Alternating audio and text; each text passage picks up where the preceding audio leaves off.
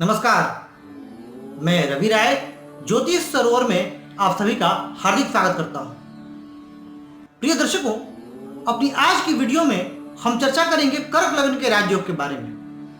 हम समझेंगे कि वह कौन सी परिस्थितियां होती हैं जिनमें कर्क लग्न की जन्म कुंडली में राजयोग का निर्माण होता है, और इसे मैं आप लोगों को बहुत ही सरल तरीके से समझाने का प्रयत्न करूंगा, जिससे आप लोग अपनी जन्म कुंडली देखेंगे और तुरंत इस निष्कर्ष पर आ जाएंगे कि आपकी जन्म कुंडली में भी यह योग है कि नहीं। अच्छा, एक और चीज, यहां मैं चुनिंदा राजयोग लेकर के आया हूं। हो सके कि आपकी जन्म कुंडली में कोई और राजयोग का निर्माण हो रहा है जिसका मैंने जिक्र यहां नहीं किया। इसका अर्थ यह नहीं होगा कि आपकी जन्म कुंडली में राजयोग नहीं है। यहां मैं कुछ चुनिंदा राजयोग लेकर के आ रहा हूं जो बहुत ही उच्च कोटि के राजयोग है, परखे हुए हैं, आजमाए हुए हैं, और ये यदि जन्म कुंडली में लगते हैं तो निसंदेह अपनी महादशा अंतर्दशा में बहुत ही शुभ परिणाम प्रदत्त करते हैं। तो आइए चर्चा शुरू करते हैं। मैं आपको सूत्र दूंगा। तो जो पहला सूत्र है वह यह है कि यदि कर्क लग्न की जन्म कुंडली में लग्न में ही, यानी ये लग्न है जहां 4 अंक लिखा हुआ है, लग्न में ही उच्च के गुरु हो और चंद्रमा और दशम भाव में, जहां 1 अंक लिखा हुआ है यह दशम भाव है, और दशम भाव में उच्च के सूर्य हो, तो बहुत ही उच्च कोटि के राज्यों का निर्माण होता है। इसके पीछे का कारण क्या है यह जानिए। कर्क लग्न की जन्म कुंडली में गुरु स्वामी होते हैं षष्ठम स्थान के, जहां 9 अंक लिखा है, और भाग्य स्थान के जहां 12 अंक लिखा है। अब इन 2 भावों के स्वामी होकर के, चूंकि गुरु यहां भाग्येश है, नौमेश है, तो ये शुभ है। तो एक तो नौमेश का लग्न में आना और गुरु का उच्च का होना, यानी भाग्येश उच्च के हो रहे हैं, साथ ही चंद्रमा का अपनी स्वराशि पर होना, स्वराशिस्थ होना, यानी लग्नेश बलि भाग्येश बलि, साथ ही गजकेसरी योग का निर्माण। अच्छा, अब इस जन्म कुंडली में गजकेसरी योग बहुत अच्छा फल देगी। यह कोई जरूरी नहीं है कि हर जन्म कुंडली में गजकेसरी योग अच्छा फल दे, इसके पीछे भी कुछ तर्क है, पर यह आज का विषय वो नहीं। अब यहां पर यदि गुरु स्थित होंगे तो गुरु की दृष्टि कहां कहां जाएगी यह जानने वाली बात है। तो गुरु की पंचम दृष्टि आएगी पंचम स्थान पर, जो कि बुद्धि का स्थान है। तो जातक का बुद्धि बहुत अच्छा हो जाएगा। गुरु की दृष्टि जाएगी सप्तम स्थान पर, वैवाहिक सुख देने में सक्षम होंगे, और साथ ही गुरु की जो नवम दृष्टि, जो स्वराशि से दृष्टि हो, 9 भाव पर जाएगी, भाग्य में 4 चांद लग जाएगा। लेकिन चंद्रमा यहां हो। अच्छा, कई बार ऐसा भी हो सकता है कि अकेले गुरु उच्च के हो, तो उस स्थिति में देखना यह अनिवार्य हो जाएगा कि चंद्रमा की क्या स्थिति है। अब आगे आ जाते हैं। सूर्य, मैंने कहा कि सूर्य होने चाहिए दशम भाव में, तो उच्च के सूर्य। अब यहां पर सूर्य धनेश है, जहां 5 अंक लिखा है वहां के स्वामी है, धनेश होकर के दशम में आ रहे हैं, तो उच्च के सूर्य यहां पर दशम भाव में, और दशम भाव में सूर्य वैसे भी बली होते हैं। तो जब दशम भाव से सूर्य का संबंध बनेगा तो जातक के जीवन में मान, सम्मान, पद, प्रतिष्ठा इत्यादि प्रचुर मात्रा में रहेगा। तो यह पहला सूत्र था। अब आ जाते हैं दूसरे सूत्र में। यदि कर्क लग्न की ही जन्म कुंडली में गुरु स्थित हो लग्न में ही, यानी कर्क राशि में, मंगल स्थित हो दशम भाव में, और चंद्रमा स्थित हो चतुर्थ भाव में, तो भी एक बहुत सुंदर योग है।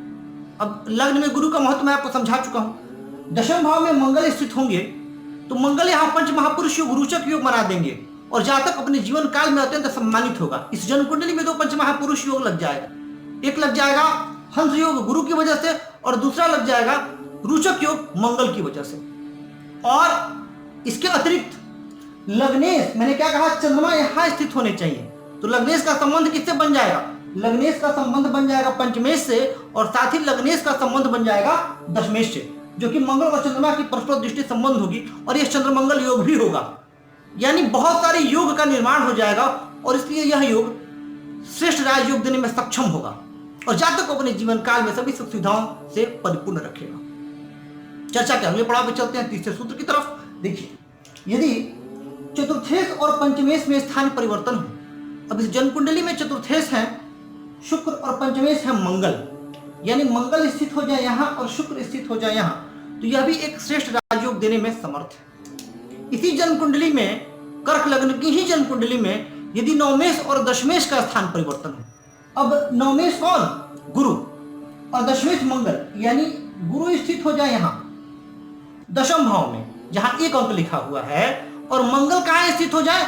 मंगल स्थित हो जाए नवम भाव में जहां 12 अंक लिखा हुआ है। तो यह स्थिति भी अत्यंत उत्तम स्थिति होगी। हाँ, यहां पर चंद्रमा की स्थिति विचारणीय होगी कि चंद्रमा किस भाव में है। अब इससे फायदा क्या होगा ये सुनिए।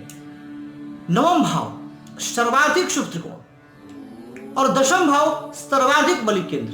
जब नवम भाव और दशम भाव से राजयोग बनता है और लग्नेश बलि होते हैं और महादशाओं का सहयोग मिलता है, उस स्थिति में इस बात की गारंटी हो जाती है कि जातक अपने जीवन काल में राजनीति में प्रवेश करेगा अथवा प्रशासनिक सेवा में उच्च पद को प्राप्त करेगा, यानी वह किसी न किसी माध्यम से उच्च पदस्थ होगा।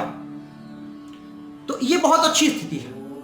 और इसी में अगर नवमेश नवम में हो जाए, इसमें एक और स्थिति बनती है, यदि लग्नेश लग्न में हो जाए तो अगला सूत्र है चंद्रमा यानी कर्क राशि पर लग्न में ही स्थित हो, गुरु स्थित हो जाए भाग्य भवन में और मंगल चले जाए दशम भाव में, तो यह स्थिति भी बहुत ही अच्छी स्थिति और यह स्थिति भी बहुत सारे राजयोग का निर्माण करेगी। इसमें बहुत सारे राजयोग मैंने इसलिए कहा, इसके पीछे कारण सुनिए। लग्नेश का लग्न में होना अपने आप में श्रेष्ठ, जिसका लग्न बलि वह जग जीत सकता है क्योंकि उसका मस्तिष्क में बल है और चंद्रमा शुभ हो रहे हैं। चंद्रमा जब शुभ है तो बहुत सारी परेशानी से व्यक्ति वैसे ही विमुक्त हो जाएगा। भाग्य स्थान में भाग्येश का स्थित होना यानी भाग्यशाली बना देगा। व्यक्ति पुरुषार्थी भी है और भाग्यशाली भी है, यानी वह जो पुरुषार्थ करेगा उसमें उसका भाग्य साथ देगा। साथ ही दशम भाव भी बलि हो रहा है, दशम भाव बलि हो रहा है तो उसको अपने कर्म का पूरा लाभ मिल रहा है, वह सरकार से सम्मानित हो रहा है, सरकारी सेवा में है अथवा राजनीति में है। तो बहुत सारे राज्यों का यहाँ निर्माण हो गया सिर्फ इस एक सूत्र से। आगे बढ़ता है, यदि कर्क लग्न की जन्म कुंडली में सूर्य बुध और शुक्र स्थित हों चतुर्थ भाव में, लग्न में चंद्रमा हो और दशम भाव में गुरु और मंगल हो, ध्यान से सुनिएगा, सूर्य बुध और शुक्र हो चतुर्थ भाव में, लग्न में चंद्रमा हो और दशम भाव में गुरु और मंगल हो, बहुत ही श्रेष्ठ राज्य। और यह सूत्र आपको बहुत कम मंचों पर मिलेगा क्योंकि यह मैंने बहुत कुंडलियों के शोध के बाद में आपके सम्मुख रखा। देखिए यहां पर सूर्य आपके मन में आएगा, यहां पर तो सूर्य नीच के हो रहे हैं, तो नीच का होने का अर्थ कतई यह नहीं होता है, और ये मैं बार बार कहता हूं, नीच का होने का अर्थ कतई यह नहीं है कि ग्रह अच्छा फल नहीं देंगे। वो ग्रह देंगे यदि उनका निषेध तो भंग होगा, तो यहां सूर्य का निषेध तो भंग होगा। धनेश सूर्य का चतुर्थ में आना और बुध और शुक्र के साथ होना, शुक्र इस जन्म कुंडली में चतुर्थेश है और लाभेश है, अर्थात धनेश और लाभेश का भी संबंध बन रहा है। बुध इस जन्म कुंडली में उतने अच्छे नहीं माने गए हैं, अकारक होते हैं, तृतीय भाव और द्वादश भाव के हैं, फिर भी बुध और शुक्र की युति बहुत अच्छी मानी जाती है और यह कलात्मक दृष्टिकोण से बहुत अच्छी है। और यहाँ बुध पराक्रमेश भी है और इनकी कन्या राशि पराक्रम भाव में आ रही है, इसलिए तृतीय भाव का फल ज्यादा देंगे। तो सूर्य यानी यहाँ युति कहाँ की हो रही है, तो चतुर्थ भाव धनेश लाभेश पराक्रमेश और सुखेश, इनकी युति यानी व्यक्ति अपने पराक्रम से लाभ अर्जित करेगा, व्यक्ति पराक्रमी होगा, वो सुखी होगा। जो अच्छा शुक्र को डायरेक्शन स्ट्रेंथ मिला हुआ है चतुर्थ भाव में, शुक्र यहाँ जीवन के सारे सुख सुविधाओं से व्यक्ति को परिपूर्ण कर देंगे। और मैंने क्या कहा, गुरु और मंगल होने चाहिए दशम भाव में। अब भाग्येश यानी नौमेश और दशमेश युति हो गई दशम भाव में, और भाग्येश की दृष्टि इन सभी ग्रहों पर पड़ गई, यानी भाग्येश का प्रभाव पड़ गया। और गुरु की दृष्टि वैसे ही अमृत दृष्टि होती है, गुरु की दृष्टि में बहुत ही बल है, भाव सुधार देती है, ग्रहों में परिवर्तन ला देते हैं गुरु, देवगुरु बृहस्पति। तो ये स्थिति बहुत ही अच्छी स्थिति, और यदि किसी जातक की जन्म कुंडली में यह योग है तो निसंदेह वो अपने जीवन काल में बहुत ऊंचा उठेगा। चर्चा के अगले सूत्र पे चलते हैं। यदि सप्तम भाव में उच्च के शनि हो, दशम भाव सप्तम भाव में ये चतुर्थ भाव, माफ कीजिएगा ये चतुर्थ भाव, यदि चतुर्थ भाव में उच्च के शनि हो, जहां 7 अंक लिखा हुआ है ये चतुर्थ भाव, चतुर्थ भाव में यदि उच्च के शनि हो, सप्तम भाव में उच्च के मंगल हो और दशम भाव में उच्च के सूर्य हो, तो यह कर्क लग्न के जातकों के लिए किसी वरदान से कम नहीं है। क्योंकि किसी जन्म कुंडली में यदि मंगल, शनि और सूर्य की स्थिति बहुत अच्छी हो जाती है तो ये डोमिनेटिंग प्लैनेट्स माने गए हैं, और यदि यही बहुत अच्छी स्थिति में आ रहे हैं तो जातक निश्चिंत हो जाता है कि वो अपने जीवन काल में भारी सफलता प्राप्त करेगा। यहां पर शनि उच्च के होकर के पंच महापुरुष योग, शश योग का निर्माण कर देंगे। यहां मंगल उच्च के होकर के पंच महापुरुष योग, रोचक योग का निर्माण कर देंगे, और दशम भाव में सूर्य का उच्च का होना किसी वरदान से कम नहीं होता। तो ये कुछ चुनिंदा राजयोग थे कर्क लग्न के जातकों के लिए। और इसके अतिरिक्त नीचभंग पर मैंने चर्चा की, विपरीत राजयोग पर मैंने चर्चा नहीं की है। कभी विस्तार से मैं विपरीत राजयोग पर भी एक वीडियो आप लोग के लिए लेकर के आऊँगा। यदि आपके मन में ज्योतिष से कोई ज्योतिष शास्त्र से संबंधित कोई प्रश्न है, कोई जिज्ञासा है, तो निसंदेह आप पूछ सकते हैं। और अभी हमने हाल में एक खास कार्यक्रम सवाल जवाब श्रृंखला का शुभारंभ किया है, जो खास तौर पर दर्शकों के लिए ही है। उसमें हम दर्शकों के किसी एक प्रश्न का जवाब देते हैं। तो आपके मन में भी यदि ऐसा कोई प्रश्न है तो आप पूछ सकते हैं। यदि आप कोई सुझाव देना चाहते हैं तो उसका हार्दिक स्वागत है, क्योंकि मैं चाहता हूं कि आप ज़्यादा से ज़्यादा चैनल से जुड़ें, अपने विचार साझा करें, अपने सुझाव दें, और ज्योतिष शास्त्र का जो यह ज्ञान है वो इस धरा पर, इस वसुंधरा पर प्रसारित होता रहे, और हमारे आने वाली पीढ़ी को भी इससे लाभ मिलता रहे। क्योंकि ज्योतिष और अध्यात्म एक साथ चलते हैं।